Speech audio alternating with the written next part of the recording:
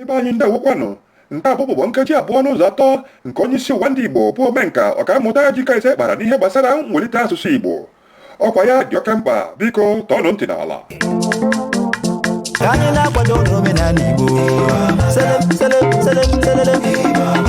Ihe unu na-eme n'otu a ga-ewelite asụsụ Igbo.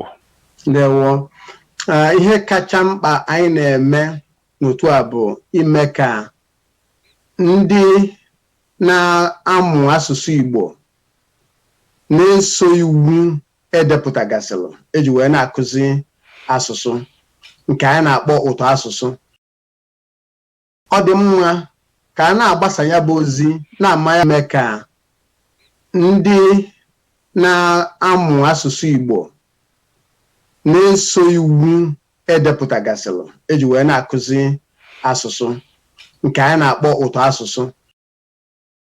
Ọ dị mma ka a na-agbasa ya bụ ozi na-ama ya bụ ọkwa ka onye ọbụla ma na enwegasịrị iwu dị iche iche etu esi ede asụsụ dị iche iche.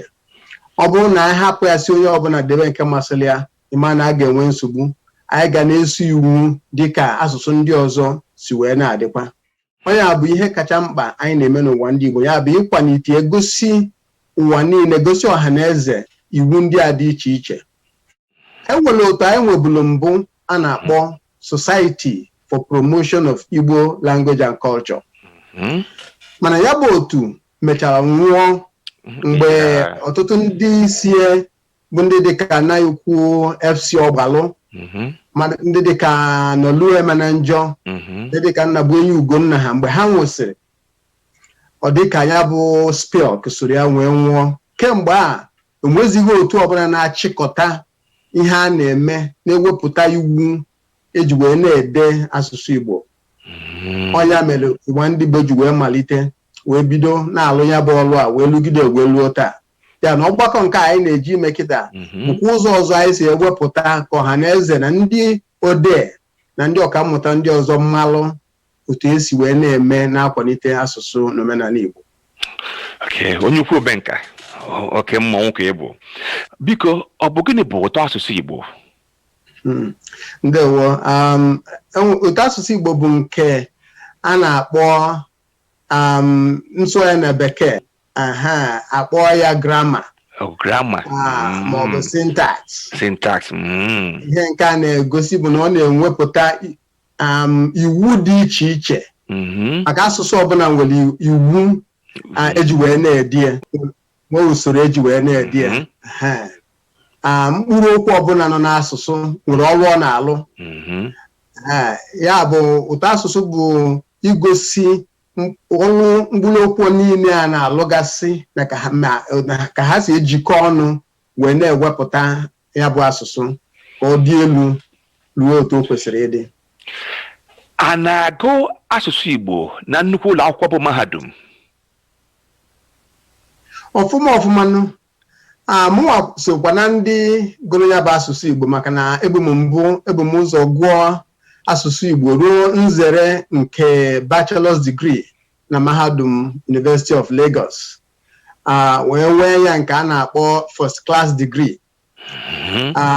Gụsịa nke a wee gụkwa master's degree n'Igbo kwa na ya bụ mahadum Lagos kwa, tupu wee jebe ofesi, wee jebe mahadum Cambridge nke dị n'England, ebe m nọ gụbazia linguistics. Mana ya bụ linguistics gbakwasịkwara ụkwụ n'asụsụ Igbo. Nchọcha niile m mere bụkwa n'asụsụ Igbo. Mesie na Cambridge wee si ejebe mahadum Ottawa dị na Canada, wee gụtọpụzia nzere nke ukwu nke ndị bekee na-akpọ PhD. Ya bụkwa linguistics a gbakwasịkwa ụkwụ na nchọcha nke emere maka asụsụ Igbo. O nwere ọtụtụ ndị gụgoro asụsụ Igbo a gụgide ruo na nzere ya bụ PhD, mana mahadum Lagos mana mahadum Nsụka.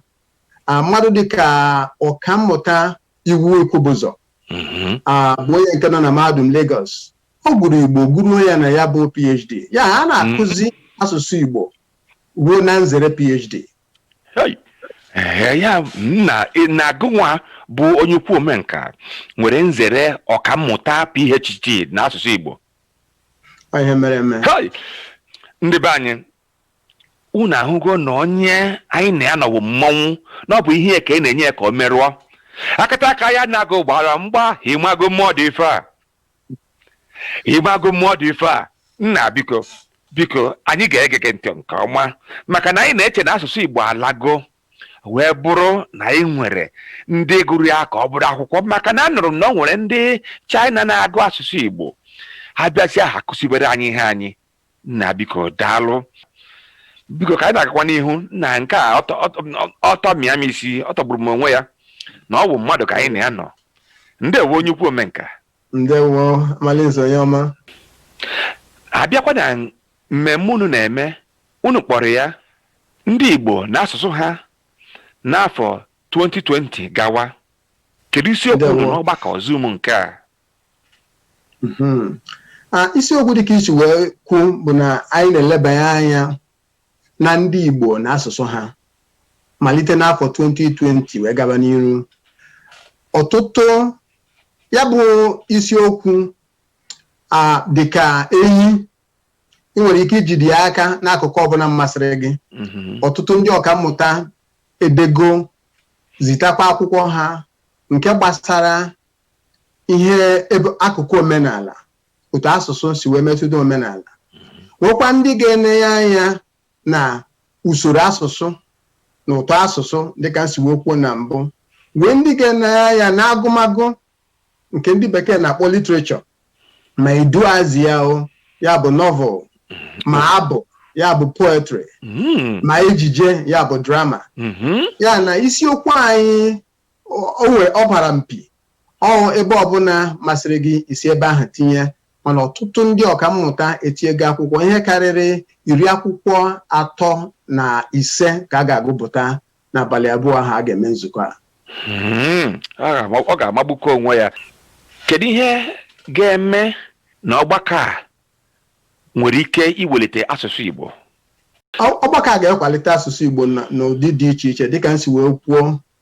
Ọtụtụ ndị ọnụ na-eru n'okwu n'asụsụ Igbo ga-abịa wee gụpụta edemede nchọcha nke ha mere, ya bụ research nke ha mere n'akụkụ asụsụ Igbo dị iche iche. A ga-abịa gụpụta ya. Mgbe ọha na eze ga-egechazi ihe a anyị ga-ekwu, onye ọbụla bịara ya bụ nzukọ ga-enwe ihe ọ ga-amụta na ya. Nke a bụrụ otu.